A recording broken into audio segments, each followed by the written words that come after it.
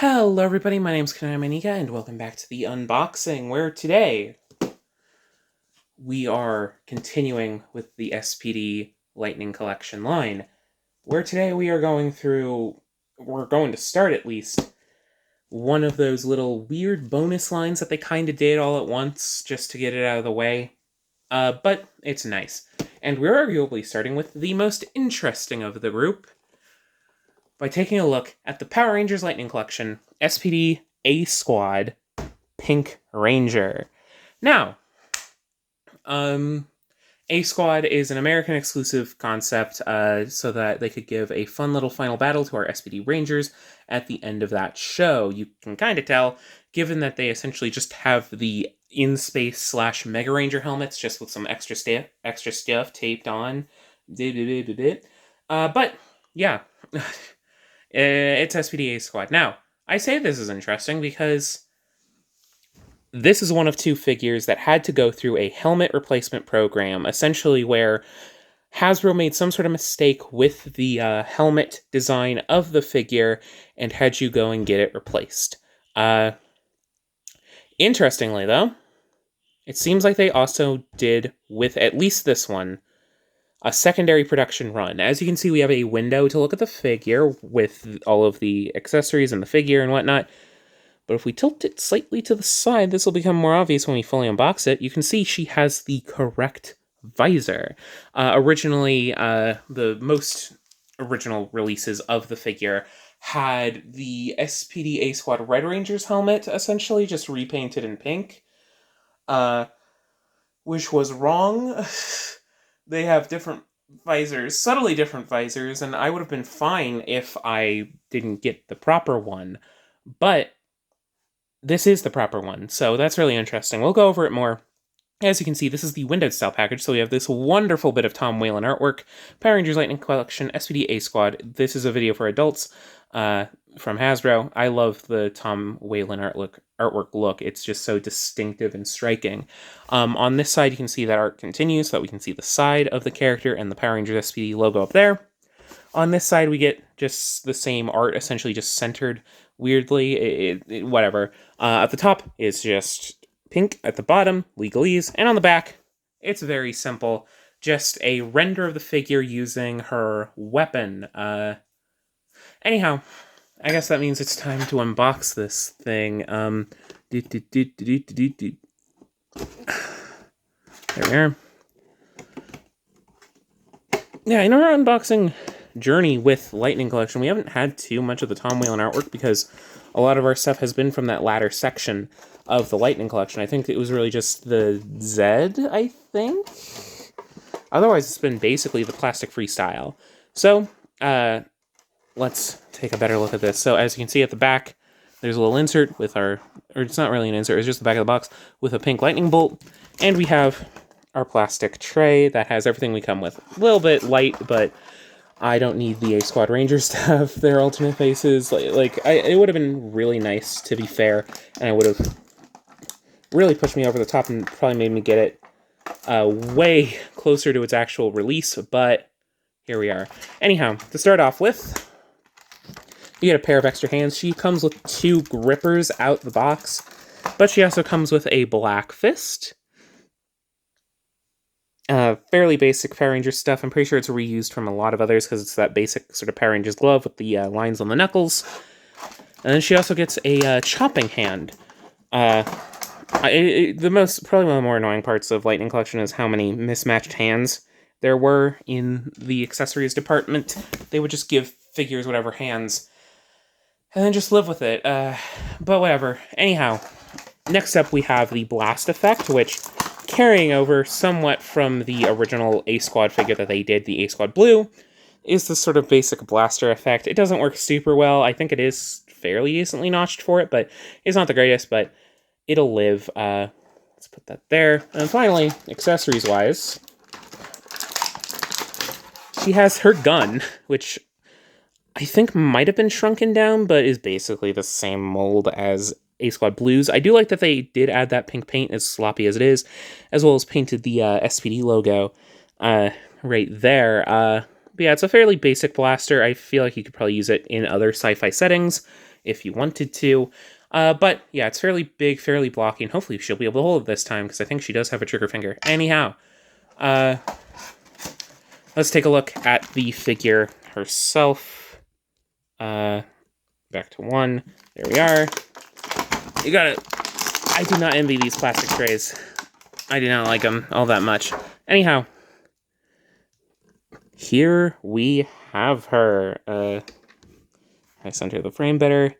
There we are. Yeah, so as you can tell, she seems mostly a fairly basic first half of Lightning Collection pre-pinless femme mold for the Lightning Collection line. That scared me. Let me just get everything in alignment, because it kind of came out of alignment in the box. But yeah, as you can see, the head, basically your in-space / Mega Ranger head, but they did do some decent new sculpting. They obviously put in the SPD logo right here in the crown, so it is a new mold, as much as they probably just took the in-space CAD model, slapped the SPD logo on there, and then called it a day. And then there's also this sort of silvery overlay. It's in that sort of very thin, wispy silver plastic that's used a lot on the SPD figures, so it doesn't look the greatest, but it does at least have the pink stripe, even if it is a different color from the color of the helmet. It's fine, I'll live. But then, yeah, overall, she's basically a black bodysuit with some extra bits of sculpting for some of, like, the armor and stuff. So, like, there's some armor here that is nicely painted to say SPD, which I do like. And there's the back of the armor. And then these upper legs, I imagine, are basically the same. This SPD belt is basically a modified version of the one that's on the other SPD female, femmes, whatever, just without the holsters. And then she has the sort of A knee pads, and then these sort of the shin guards, whatever, and then boots, and then the most interesting part is this torso. It is the basic A-Squad torso. It's the one held across essentially all of them, but it is very nicely detailed, very nicely done. I do like how it looks. It's a little, again, it's with that silvery plastic, so it doesn't look amazing, but it's got all of your A-Squad accoutrement. It's got the dog logo in the triangle, which does look great. I do love how that looks. But yeah, this is a fairly fine figure. And again, as you can tell, the helmet, notably, is the right shape. It's supposed to be this rounded look, rather than a more angled look that we'll see with the Red Ranger. Anyhow, I guess it's time to get into articulation, and it's going to be basically the same as what we saw previously with the Yellow Ranger, because I'm pretty sure it is basically just the pre-existing mold, essentially, that every femme ranger used. So the head is on a ball hinge, so there's a hinge down here and a ball joint, which allows it to swivel, allows some small amount of tilt up and down, and yeah. The shoulders have butterflies, though they are a bit locked up, because I imagine this figure's been in a box for years. It will go forward and backward. There is a fairly tightly detented shoulder, and the shoulder pads, they are rubbery, so they don't get too in the way. They probably do get a little bit in the way, but there we are. It's able to go about that far out. There is a swivel down here at the elbow, as well as a single jointed elbow bend that is very thin, so you should be careful with it.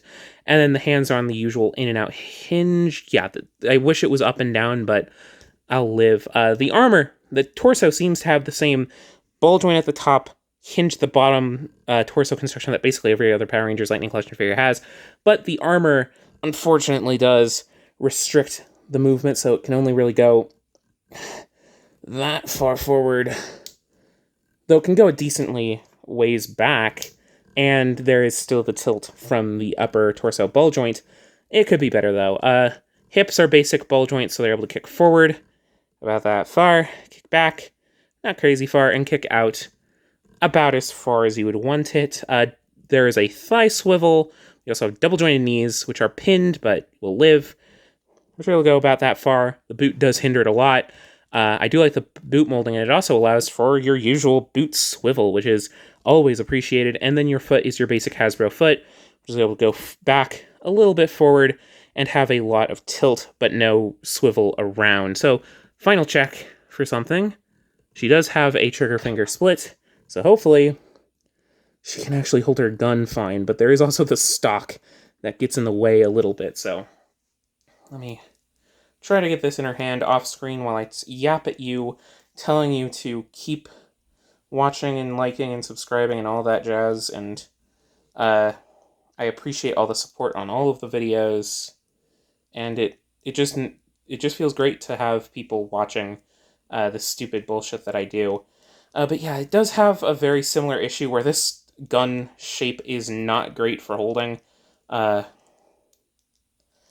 You do kind of need to support it in both hands, and it does tend to look a little awkward, as you can tell.